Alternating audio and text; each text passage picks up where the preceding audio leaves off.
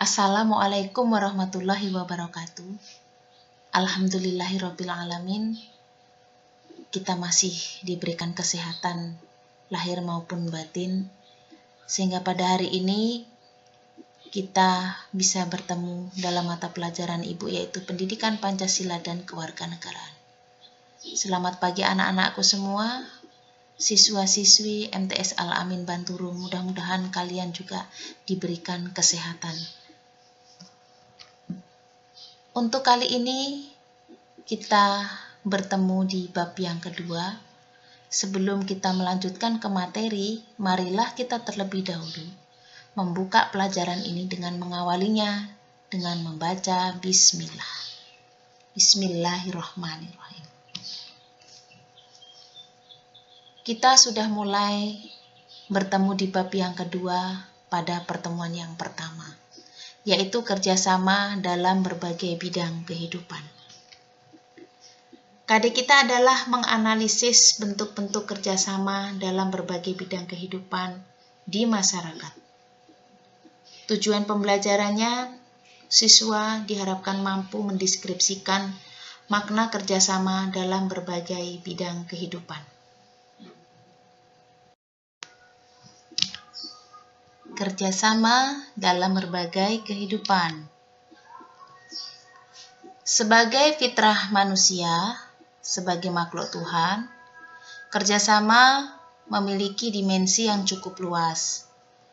Kerjasama merupakan hubungan timbal balik yang artinya dalam menjalani kehidupan, setiap individu dengan pasti memiliki kepentingan dengan individu yang lainnya. Timbal balik antara orang yang satu dan yang lain dapat menumbuhkan kerjasama. Contoh kerjasama adalah kerjasama antar umat beragama. Landasan kehidupan beragama di Indonesia adalah Pancasila, yaitu sila pertama yang berbunyi ketuhanan yang Maha Esa. Negara menjamin kebebasan penduduk untuk memeluk agama dan beribadah menurut agamanya dan kepercayaannya itu. Dijelaskan di dalam pasal 29 ayat 2 Undang-Undang Dasar Negara Republik Indonesia tahun 1945. Negara Indonesia mengakui 6 agama, yaitu Islam, Hindu, Buddha, Kristen, Katolik, dan Konghucu. Kerjasama antar umat beragama bukan dalam hal keyakinan agama, melainkan kerjasama yang diupayakan untuk meningkatkan kerukunan hidup antar pemeluk agama.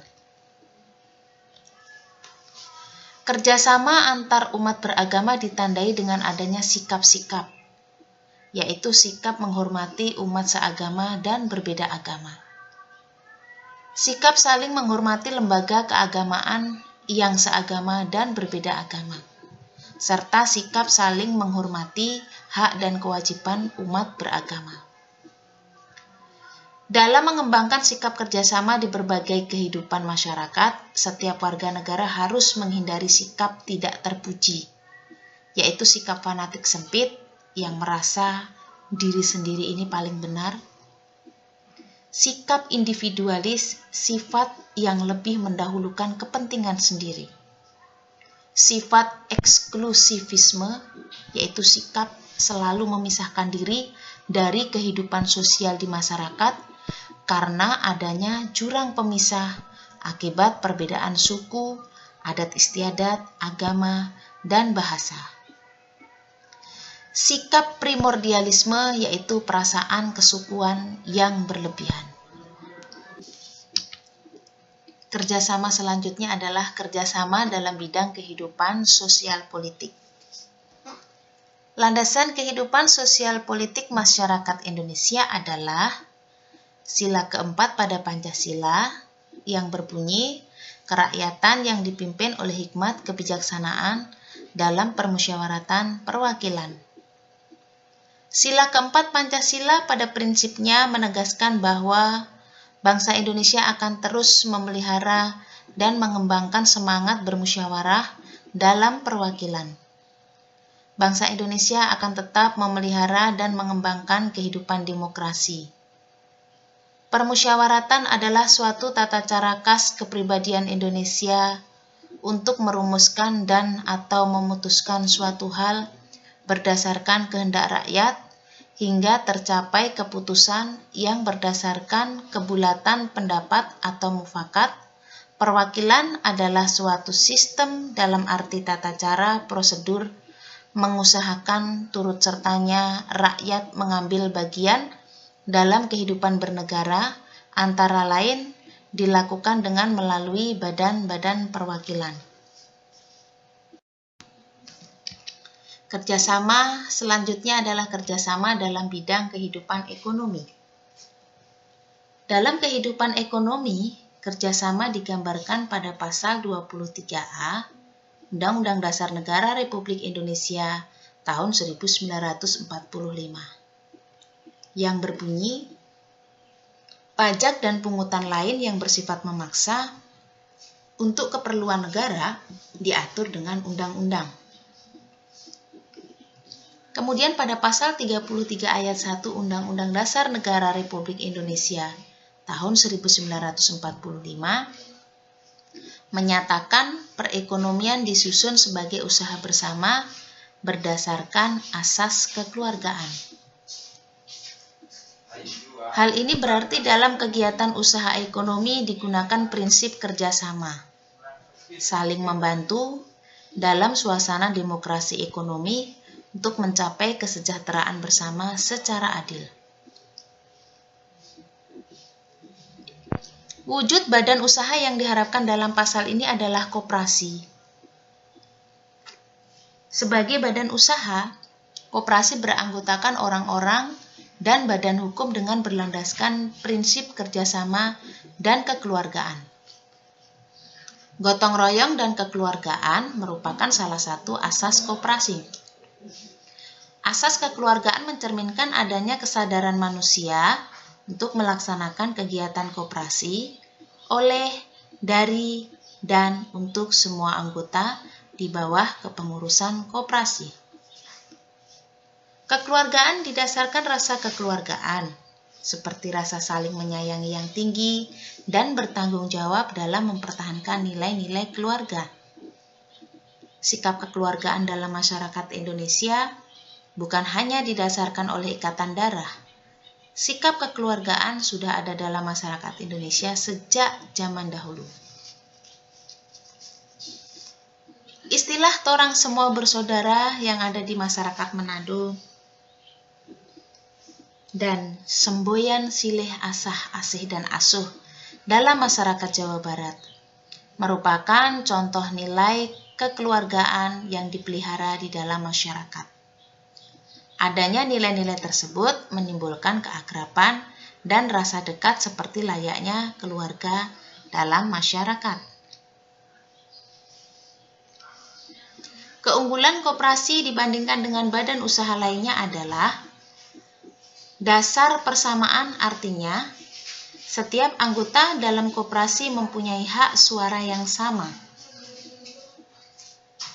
Persatuan, artinya dalam koperasi setiap orang dapat diterima menjadi anggota tanpa membedakan agama, suku, bangsa, dan jenis kelamin. Pendidikan, artinya koperasi mendidik anggotanya untuk hidup sederhana, tidak boros, dan suka menabung. Demokrasi ekonomi, artinya imbalan jasa yang disesuaikan dengan jasa masing-masing anggota berdasarkan keuntungan yang diperoleh. Demokrasi kooperatif, artinya koperasi dibentuk oleh para anggota, dijalankan oleh anggota, dan hasilnya untuk kepentingan anggota. Kerjasama berikutnya adalah kerjasama dalam berbagai bidang kehidupan, pertahanan, dan keamanan negara.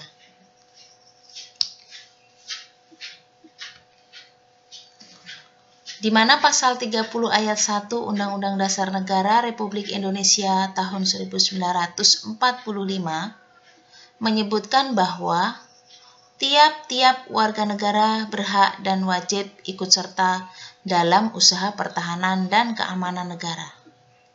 Selain itu, pada pasal 27 ayat 3 Undang-Undang Dasar Negara Republik Indonesia tahun 1945 juga menyebutkan bahwa setiap warga negara berhak dan wajib ikut serta dalam upaya pembelaan negara.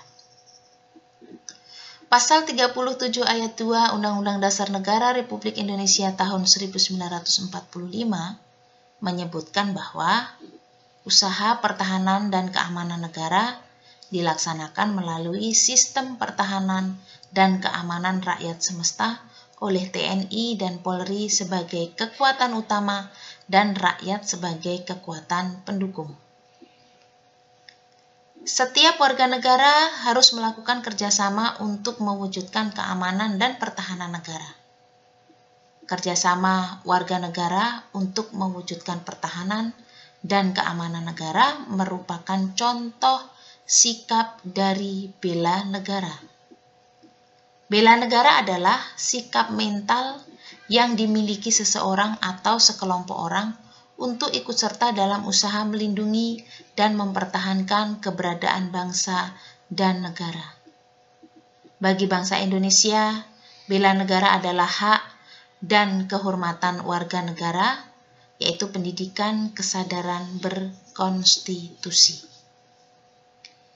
Kesadaran bela negara mengembangkan nilai kenegaraan yang diperuntukkan pada pembangunan sistem pertahanan negara yang terdiri dari 5 nilai dasar bela negara, yaitu cinta tanah air, kesadaran berbangsa dan bernegara, keyakinan Pancasila sebagai falsafah dan ideologi negara, rela berkorban untuk bangsa dan negara, dan memiliki kemampuan awal bela negara fisik maupun non-fisik.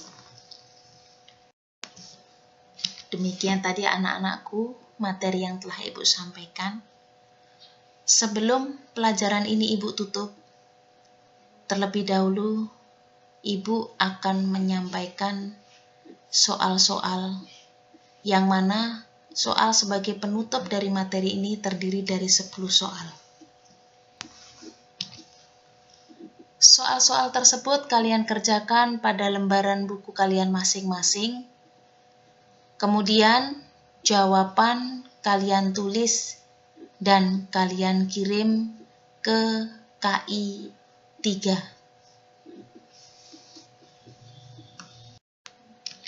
Demikian tadi materi tentang kerjasama dalam berbagai bidang kehidupan. Semoga apa yang telah Ibu sampaikan dapat dipahami dan bermanfaat. Mudah-mudahan kita semua selalu dalam lindungan Allah sehingga kita bisa bertemu kembali dalam materi berikutnya di hari selanjutnya. Akhir kata, Assalamualaikum warahmatullahi wabarakatuh.